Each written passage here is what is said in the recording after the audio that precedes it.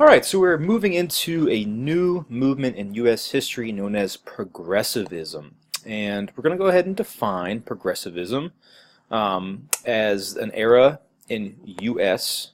society that occurred really, I guess we could say, at the end of the Gilded Age and lasted till the end of World War I, so 1890 to 1902. And I got two definitions here that can serve as kind of good bookends for the definition. It is first the term applied to a variety of responses to the economic and social problems rapid industrialization introduced to America. This is from the George Washington University. Some of these problems could include things like wealth disparity, right? Overcrowding, slums in cities, poor pay for those who are working for major factories, poor working conditions. Also, other things can include disease, poor food quality, right? Having to work 10 hours to 16 hours a day. So, progressivism is going to seek to kind of solve a lot of these industrialized problems. Another way of looking at it is that progressivism sought to deal with the laissez-faire social Darwinist outlook and labeling that outlook as morally and intellectually wrong. So laissez-faire, of course, means free market.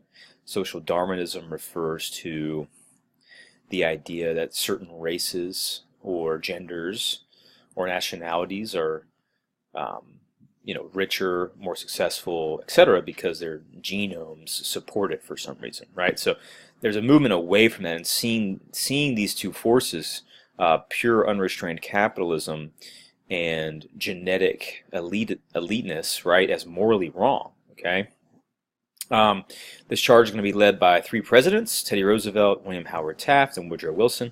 First two are going to be Republicans, and the last one is a Democrat. So it is a bipartisan movement. It's not just one political party. Okay, I think today we would associate progressivism more with the Democratic Party, but that wasn't always the case. If anything, the Republican Party, back at the turn of the 20th century, was leading the charge much more forcefully. Okay, major reforms. These included addressing worker and consumer issues, conserving natural resources like water and timber and farmland, figuring out the problems that the urban poor faced, right? How to deal with overcrowding, disease, slums, lack of education, gang activity, etc. They created the temperance movement, or I guess put forward the temperance movement, which is the idea of getting rid of alcohol, right? Prohibition of alcohol will come out of this. And of course, pushed for women's suffrage, which women will end up getting, the 19th Amendment at the end of World War I. What are the roots? There are many, many roots here, and I won't necessarily go over all in detail, but there's 7 that we really want to pay attention to. Of course, urbanization is going to be the largest root. Pulling people together in one small area is going to lead to problems, and it's going to lead to eventually discontent over those problems, and it's going to make those who live in cities try and solve them, right? So urbanization is driving this progress in society because there's just simply too many problems present. Women are also going to drive this, okay? We talked about Jane Addams, who started the Settlement House movement, which was a movement to get immigrants fully integrated into American society. Instead of just letting them go and just kind of seeing what happened, then there was now a sense of women were leading the charge in integrating and dealing with some of these problems. The Christian church is also going to take a viewpoint of reform. This new idea of the social gospel, or the extension of church activities to help the urban poor, will be basically ingrained in church culture. No longer would churches just be high church, where the well-to-do came and heard the message and felt warm and fuzzy and then went back to their normal lives. Now church would be a place where you get challenged to make a difference. Okay. There's also conspicuous consumption criticism. The rich spending habits were seen as over the top and unnecessary. Things like decking out someone's house in mahogany wood paneling, right, or having imported rugs, or you know, even things like 5 houses or something. Those are seen as just too much, and there was no real sense that these materials actually created happiness at the extent that the rich were buying them. We've already mentioned a movement away from social Darwinism, all right, and it was seen as it is as a falsity, right, and as prejudice. And then, of course, the biggest one probably is going to be the populists. So the populists, of course, were farmers in the Midwest, or at least the populist movement grows out of farmers in the Midwest who are pushing for a loosening of the elitism of the political process. So they push for things like the secret ballot, referendum, or voting on an issue directly by the people, initiative, which is legislation coming directly from the people, recall, which is pulling a politician out of office early for bad behavior. And then, of course, pushing 2 new amendments, the creation of an income tax and the direct election of senators. So, a lot of roots here. America was really very primed to change, right? And it's coming from all aspects of society, not just one, and not just one political party. Okay. Next group we want to talk about is the muckrakers. Okay, the muckrakers are going to be a group of reporters and writers who are going to be exposing, we say here, the unethical behavior of corporations and the government to gain attention and eventual reform. So these muckrakers' job is to expose, all right, the ills of society and to call attention and horror to what's going on. Lincoln Steffens, the first of our muckrakers, wrote a book called Tweed Days in St. Louis that highlighted how big business worked with government corruptly, right, to maintain power and twist power, right. It led to the jobs of a city commissioner or a city manager, right. Maybe you're most familiar with the city manager from the popular TV show Parks and Recreation. All right, I'll pull this guy up. Right, played by Rob Lowe, and his name is Chris Traeger, right? So remember this guy from Parks and Rec? You know, he is an auditor. He then becomes a city manager of Pawnee, right? He kind of runs the city, makes sure it's running smoothly, and of course not corruptly. Okay. I'll actually ask you that as a potential quiz question to make sure you're watching the lecture. So that would be number 1 quiz question for this video lecture: is who played the city manager on Parks and Recreation? That'd be Rob Lowe. Anyway, other muckrakers: Ida Tarbell, John Spargo, and you can talk about. Ida Tarbell wrote about the evils, or I guess the kind of the dubious business practices of John D. Rockefeller and the Standard Oil Company, who actually put her father out of business. All right. Also the evils of child labor, John Spargo. But the big one here is Upton Sinclair, and you really want to know this guy's name. And here's actually one of the editions of his book. But Upton Sinclair, all right, writes about the horrors of the meatpacking industry in Chicago, right? And in this story, he highlights things like workers losing fingers and nails, losing limbs, catching disease, having rats climbing all over warehouse meat, having spoiled meat that gets covered with chemicals to hide the taste, right? And really, this book was supposed to be a socialist expose, right? Or maybe a call for socialism to flourish in big cities. Remember, Eugene Debs is the head of the Socialist Party in America at this point. That, of course, will not catch on, but what we do see are new laws out of Congress: the Pure Food and Drug Act and the Meat Inspection Act in 1906. Right, so there's new legislation that comes with it to make sure our food is healthy and safe to eat, and actually is, we're not eating bits and pieces of rat excrement or even people's fingers. So pretty surprising there.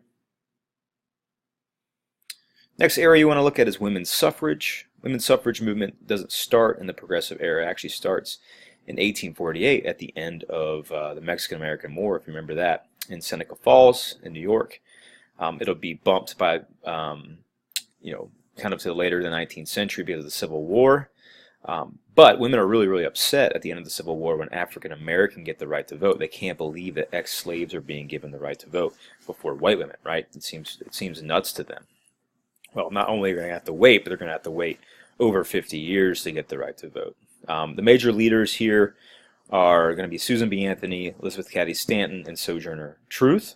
Okay, states can actually give the right to vote for women before a federal law says they can. And so two of the first states to do so are Wyoming and Utah in 1869 and 70. And the reason why this is happening is honestly there's just not that many people in these states. So if you want women to come and actually be involved in a new state's foundation, you probably should give them the right to vote. So just having more people being able to have the right to vote will lead to women getting the right to vote in some of these more rural states. We see the NAWSA formed also in 1890 to drive women's suffrage. Carrie Chapman Catt will lead this. And we see a little bit of progress over the next couple of decades. In 1910, the Midwest gives the right to vote, but the Northeast and South do not, right? Which is the Northeast, the majority of people are there, and the South, of course, has a long-standing cultural history where women aren't necessarily seen as welcome in the public sphere. But by 1970, two states in those areas break. New York breaks to New England, and Arkansas will give the right to vote to women in the South, and then that will basically spur the final drive so that by 1920 we get full suffrage for women through the 19th Amendment. Civil rights. This is one area we can actually say there's no progress made really whatsoever from a federal government standpoint. Okay, progressivism is not going to address race issues at all. African Americans and other races will be left completely out of equal rights or are pushing towards equal rights during this era. Two major figures here are Booker T. Washington and W.E.B. Du Bois. All right, and they have very, very different styles, which we'll talk about in just a minute. At the turn of the 20th century, 9 out of 10 African Americans live in the South. Many are engaged in sharecropping systems. Okay, in 1896, there's a court case known as Plessy versus Ferguson that created the doctrine of separate but equal. And what this doctrine said is it was completely fine to separate the two races as long as their treatment was the same, right? We didn't need to have a black school. Sorry, we didn't need to integrate the schools if the black school was as good as the white school.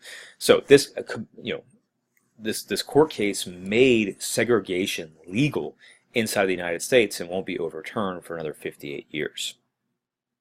African Americans are also being barred from voting, right? And that's why we see at the end of Reconstruction a kind of downturn in African American presence in governments, both at the state and federal level, because poll taxes, literary tests, and just outright violence and intimidation will be used against them from voting. Okay, and in the South, we see no black men being voted into office whatsoever after Reconstruction ends. Our two figures, like I said, are going to be Booker T. Washington and W.E.B. Du Bois, William Edward Burghardt Du Bois. What an amazing name, right? Booker T. All right, so Booker T. is a slave initially. He's emancipated in the Civil War. He is a teacher who establishes an institute known as the Tuskegee Institute. All right, and for your next quiz question, to make sure you're watching, the Tuskegee Institute is going to be located in the state of Alabama, right? So I'll ask you for your second quiz question, where is the Tuskegee Institute located? And it is in Alabama. Anyway, he founds this college to focus on agricultural resource. The most famous pupil was George Washington Carver. I'll give you a little picture of this guy.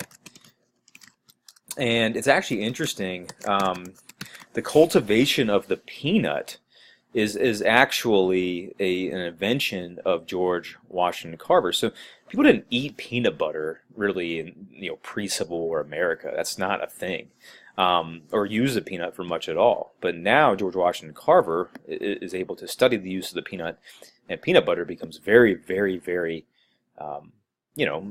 present in American foodstuffs, really as a result of George Washington Carver's agricultural program. So, fun fact there. In fact, I'm going to ask that for the third question. Third quiz question: what agricultural commodity came out of George Washington Carver? That'd be the peanut. Anyway, so looking for agricultural training.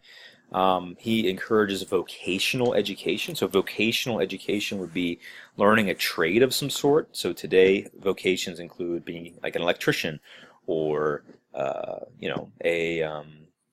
let's see what else we can say. Learning how to do roofing, or HVAC repair, right? So, or being I guess, if there are blacksmiths that don't exist today, but that would be a vocational education. He's criticized for making what is known as the Atlanta Compromise. The Atlanta Compromise was basically the public stance that African Americans didn't necessarily need to worry about full equal rights status with whites at that time period. Instead, what they should be doing is improving their economic position in America, and then kind of inherently they would gain rights, right? So it was kind of this whole idea of first self-improvement, then equal political rights, okay?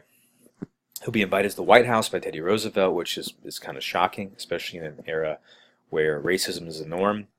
But his most outspoken critic is going to end up being this other man, W.E.B. Du Bois. So, Du Bois thinks agriculture is the end of the American, is at its end in the American economy. He's going to be focusing more on modernizing, black training. Okay, he thought that blacks deserved complete integration in the short run, and that renouncing it was a terrible idea.